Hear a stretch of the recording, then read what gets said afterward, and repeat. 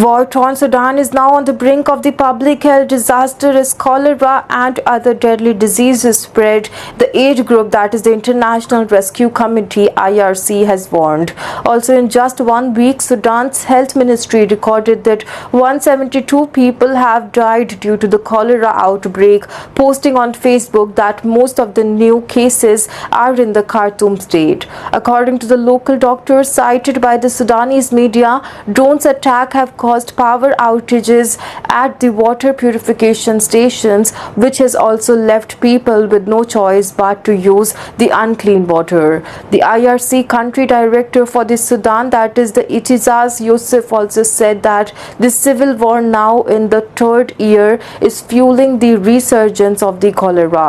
In the statement, the IRC emphasized that cholera vaccines coverage was low as the essential supplies are dwindling. The Medical Clarity and the Charity Doctors with the Borders, that is the MSF, has also warned of the reports of thousands of suspected cholera cases in Khartoum since the middle of the last month.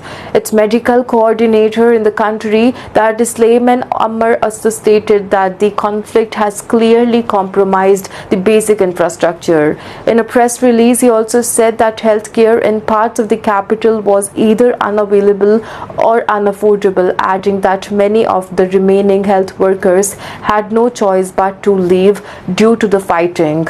Also, Mr. Ammar added that few remaining health facilities are overwhelmed.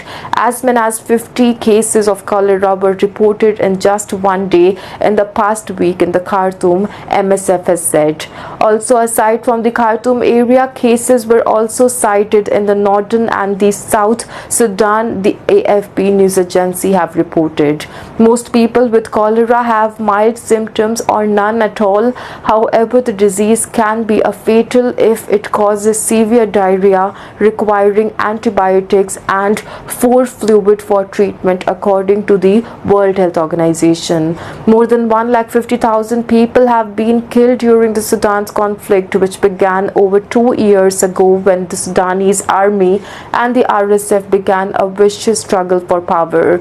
Millions have been forced from their homes, and the conflict has plunged the country into what the United Nations calls the world's worst humanitarian crisis.